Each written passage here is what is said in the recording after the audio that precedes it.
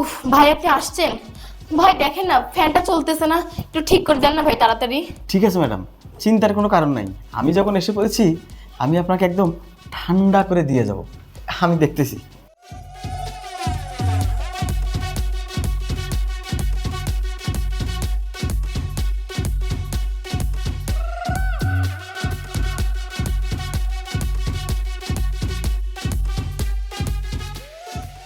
Madam শেষ? আর কোনো কাজ আছে? আর কিছু ঠিক করতে হবে? না না ভাই, আর কোনো সমস্যা নাই। আরে শুধু ওই ফ্যানটারই সমস্যা ছিল, নতুন ফ্যান লাগাইছে, হুট করে কেন যে নষ্ট হয়ে গেল। আচ্ছা আপনি নামেন, আর আপনার পেমেন্টটা কত একটু বলেন। না ম্যাডাম, আমাকে বেশি টাকা দিতে হবে না। এই সামান্য কাজে আপনি আর কয় টাকা দিবেন? আর টাকা ছাড়া অন্য কিছু দিলেও আমার চলবে ম্যাডাম। মানে এসব তুমি কি বলছো? মানে ম্যাডাম, টাকা পয়সা ব্যাপার না ম্যাডাম। এখানে যা দেখলাম তাতে মনে হচ্ছে আপনি প্রচুর হট, তাই আপনার এত গরম। এই আপনি যদি আমাকে 10টা মিনিট সময় দেন, আমি আপনাকে একদম ঠান্ডা কুল করে দেব। এই আপনি এসব কি বলছেন? আবল তাবল কথা। আর আপনি আমাকে বাজে ইঙ্গিত দিচ্ছেন কেন? আমি কিছু বুঝতেছি না তো। কি বলছেন আপনি? ম্যাডাম, বাজে ইঙ্গিত বলেন আর যাই বলেন, আপনি যদি আমার প্রস্তাবে রাজি হন তাহলে ভালো, আর যদি রাজি না হন তাহলে একটু এই ভিডিওটা দেখেন।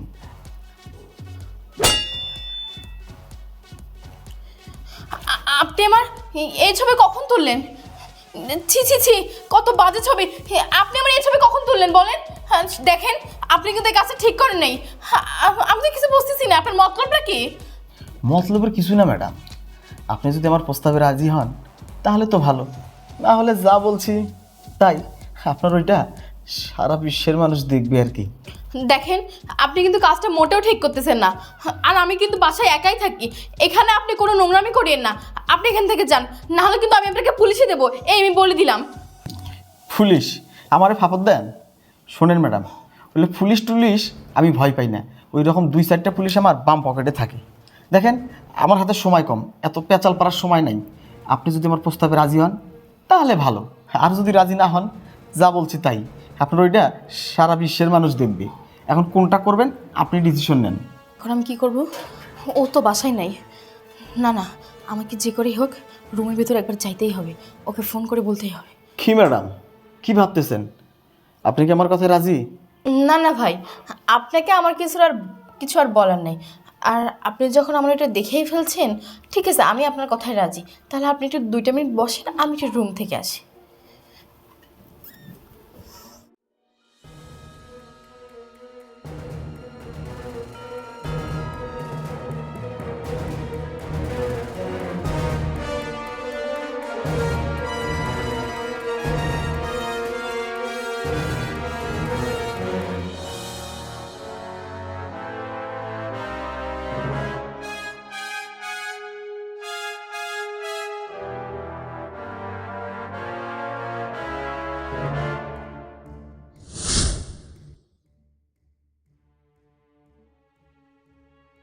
হ্যালো, হ্যাঁ, কি হয়েছে বলো। তুমি কোথায়?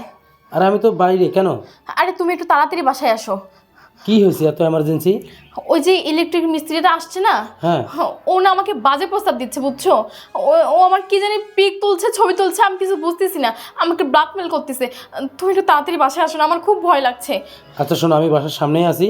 তুমি যে কোনো কৌশলে 2 থেকে 3 মিনিট ওকে একটু আটকাও, বাকিটা আমি দেখতেছি। আচ্ছা আচ্ছা তাড়াতাড়ি আসো, আমার ভয় লাগছে। আচ্ছা ঠিক আছে, যাও তুমি যাও।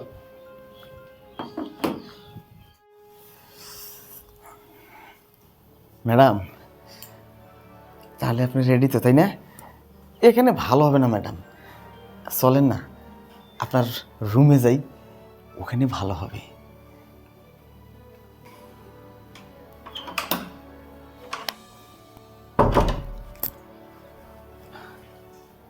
কি ব্যাপার ম্যাডাম, এও কি আমার মতো নাকি? হ্যাঁ, ওও তোর মতোই, কিন্তু একটু ডিফারেন্স আছে। ডিফারেন্সটা হচ্ছে ও আমার স্বামী আর তুই হচ্ছে আসামি। কি রে, তুই বাসায় কাজের নাম করে এসে আমার ওয়াইফকে কি বলছিস? এই আর কি বলছিস তুই?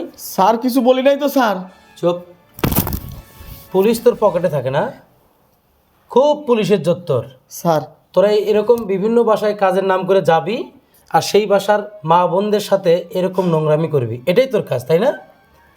তোর কোম্পানি এই শিক্ষা দিছে তোকে, স্যার তার বিচারটা পরে করবো। স্যার ভুল করে ফেলেছি। চুপ, কথা বলবি না। তোর পুলিশ বাপের কাছে তোকে এখন নেব আমি। তুই বলছিস না একটু আগে, বলছে না যে পুলিশ নাকি তোর পকেটে থাকে না? এখন দেখবো যে তোর কোন বাপে তোকে বাঁচায়। ঠিক আছে স্যার ধর। স্যার স্যার আমাকে ক্ষমা করা যায় না স্যার? ক্ষমা, তোর ক্ষমাটা তোর বাপেরা করবে। চল স্যার চল আউ, আউ। চল স্যার স্যার স্যার চল খোল।